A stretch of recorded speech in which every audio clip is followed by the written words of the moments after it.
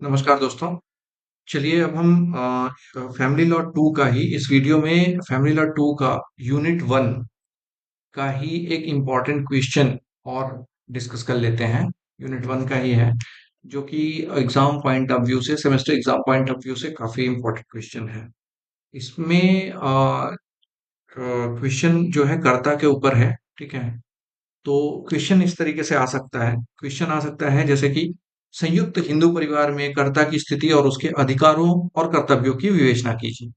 क्या किसी स्त्री को संयुक्त हिंदी परिवार के कर्ता के रूप में नियुक्त किया जा सकता है? इंग्लिश मीडियम में इस तरीके से पूछा जाएगा question, discuss the position of the karta of a Hindu joint family and its right and duties. Second part of the question is, can a female be appointed as a karta of a joint Hindu family? यह question इस तरीके से आ सकता है, कर्ता से आप क्या समझते हैं, इसकी स्थिति और शक्तियों पर चर्चा करें। What do you understand about karta, discuss its position and power.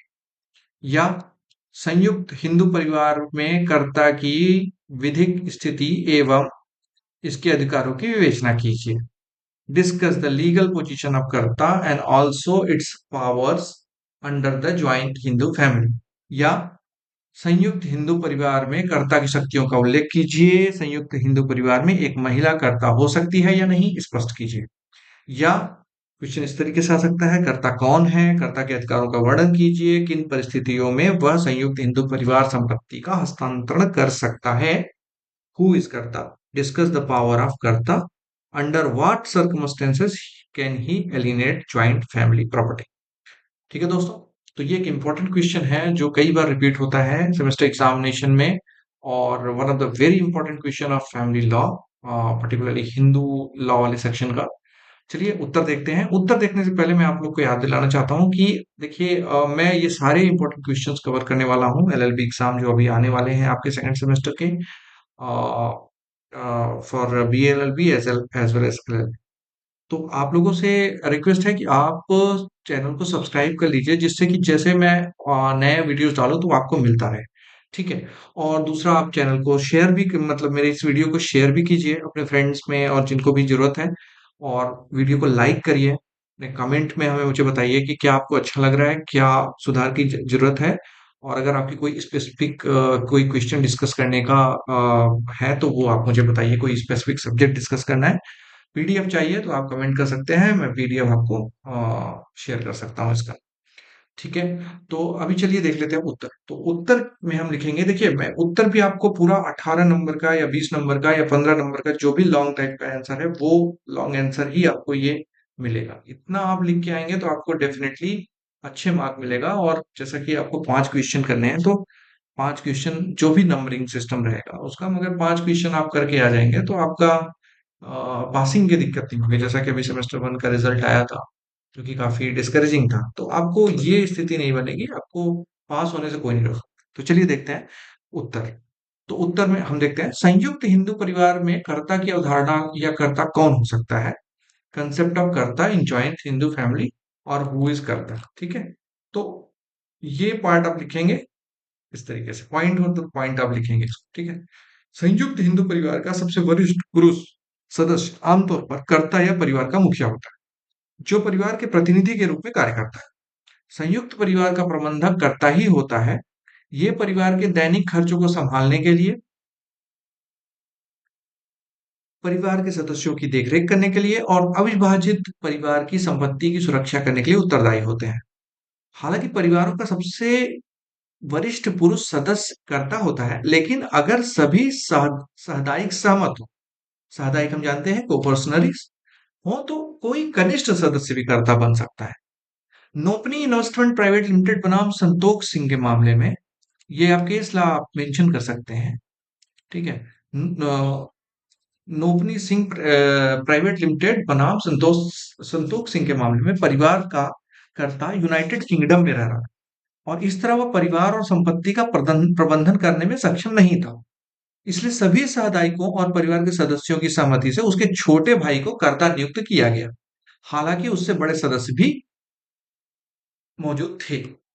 कर्ता की स्थिति, कर्ता की स्थिति बहुत इंपॉर्टेंट सेक्शन है ये आंसर का, क्वेश्चन का, कि कर्ता की स्थिति क्या है, स्टेटस ऑफ कर्ता। कर्ता की स्थिति संयुक्त हिंदू परिवार में प्रधान की होती, ठीक है। कर्ता की तुलना संयुक्त हिंदू परिवार के अन्य सदस्यों से नहीं की जा सकती क्योंकि उसे परिवार में विशिष्ट दर्जा प्राप्त होता है।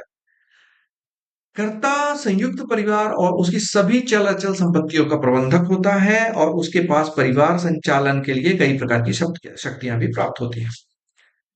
नेक्स्ट पॉइंट है, उसके और उसके परिवार के सदस्यों के मध्य मालिक और अभिकर्ता का संबंध नहीं होता है क्योंकि वह परिवार परिवार का मुखिया सदस्य होता है। नेक्स्ट पॉइंट है, वह संयुक्त परिवार का मुखिया सदस्य होने के तौर पर परिवार का प्रतिनिधि होता है और वही अन्य सदस्यों की ओर से कार्य करता है। छठा पॉइंट है, परिवार के अन्य सदस्यों का कर्ता पर विश्वास होता है, इसलिए उनके बीच वैश्विक संबंध होता है, लेकिन इस आधार पर वह न्यासी नहीं होता है। सातवां नंबर पॉइंट है, नेक्स्ट पॉइंट, वह परिवार के अन्य सदस्यों के प्रति अपने कर्तव्यों के लिए जवाबदेह नहीं होता है। नेक्स्ट पॉइंट है, एक कर्ता संयुक्त परिवार का और उसकी संपत्ति का रक्षक होता है, परंतु उसे संपत्ति की नियमितता और व्यवस्थिति को बनाए रखने की आवश्यकता नहीं है। नेक्स्ट पॉइंट है, नवा पॉइंट है, जहां कर्ता अविभाजित परिवार की संपत्ति का दुरुपयोग कर और पारिवारिक लाभ के अलावा अन्य उद्देश्यों के लिए उनका उपयोग करता है, तो वह जवाबदेह होता है। परंतु यदि वह संयुक्त परिवार की संपत्ति का प्रयोग अपनी सकारात्मक विफलताओं जैसे कि निवेश करने, खाता तैयार करने या पैसे बचाने में विफलता आदि के लिए जवाबदेह नहीं होता है। 10th और लास्ट पॉइंट है, कर्ता द्वारा प्रदान की गई सेवाओं के प्रति कोई वेतन का दायी नहीं है बल्कि उसका पद पूर्णतया सम्मानित होता है। राइट्स ऑफ कर्ता, कर्ता के अधिकार। आप कर्ता के अधिकार भी लिखेंगे तो क्वेश्चन में अच्छे नंबर स्कोर करने के लिए। कर्ता का अधिकार, पहला अधिकार है कर्ता का कि वो हस्तांतरित करने की शक्ति है उसके पास, पावर ऑफ ट्रांसफर है। कर्ता संयुक्त परिवार का मुख्य सदस्य होने के कारण परिवार के सभी कार्यों के लिए उत्तरदायी होता है और परिवार के धन की आवश्यकता होने पर कर्ता को संपत्ति हस्तांतरित के लिए परिवार के अन्य सदस्य की सहमति का आवश्यकता नहीं होती। अर्थात कर्ता निम्नलिखित मामलों में संयुक्त परिवार की संपत्ति को हस्तांतरित कर सकता है। पहला, कानूनी आवश्यकताओं के लिए, दूसरा संपत्ति के लाभ के लिए और तीसरा अनिवार्य कर्तव्यों के लिए।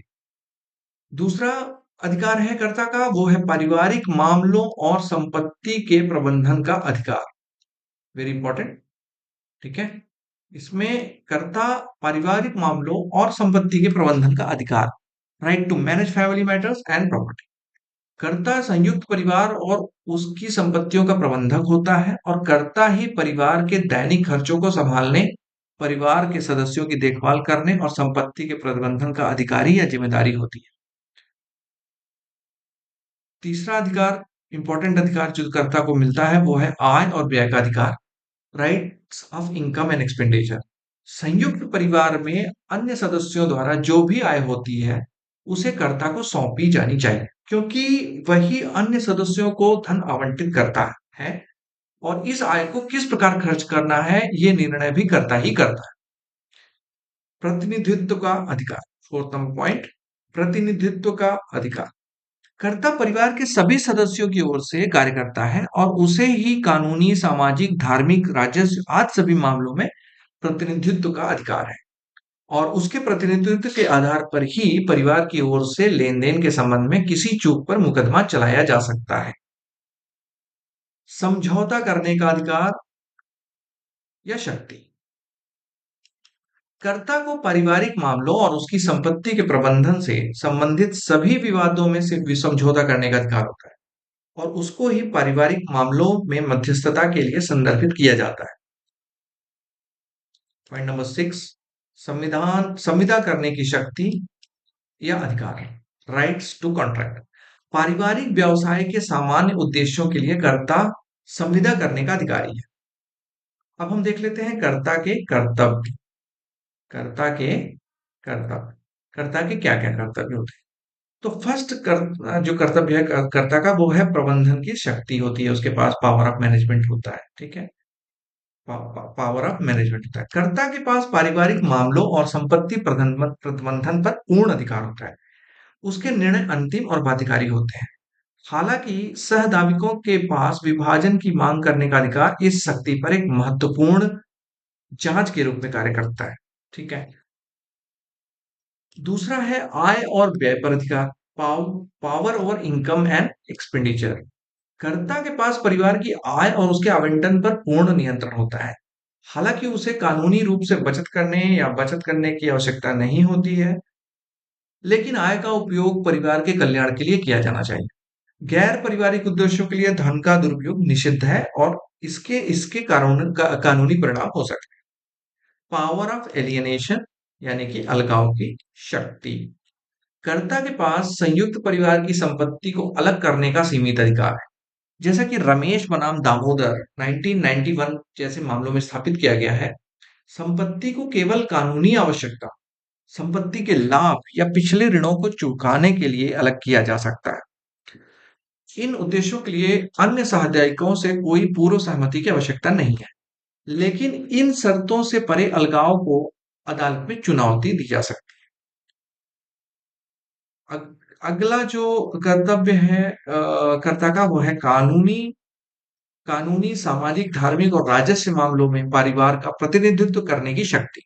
Power to represent the family in legal, social, religious and revenue matters.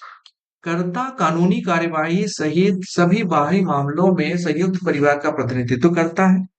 वह परिवार की ओर से मुकदमा कर सकता है या उस पर मुकदमा चलाया जा सकता है, और ऐसे मुकदमों में पारित हो कोई भी आदेश परिवार के सभी सदस्यों पर बाध्यकारी होता है। इसके अतिरिक्त कर्ता परिवार के सामाजिक और धार्मिक दायित्वों का प्रबंधन करता है। नेक्स्ट पॉइंट, नेक्स्ट कर्ता का जो है वो है अनुबंध करने की शक्ति। Power to enter into contract. कर्ता के पास परिवार की ओर से अनुबंध करने का अधिकार है, विशेष रूप से पारिवारिक व्यवसाय या अन्य पारिवारिक मामलों के संबंध में। एक बार कर्ता द्वारा किए गए ये अनुबंध पूरे परिवार पर बाध्यकारी हो जाते हैं होते हैं। विवादों को मध्यस्थता के लिए संदर्भित करने की शक्ति, यानी कि power to refer dispute to arbitration. कर्ता पारिवारिक विवादों, विशेष रूप से पारिवारिक संपत्ति से संबंधित विवादों को मध्यस्थता के लिए संदर्भित कर सकता है।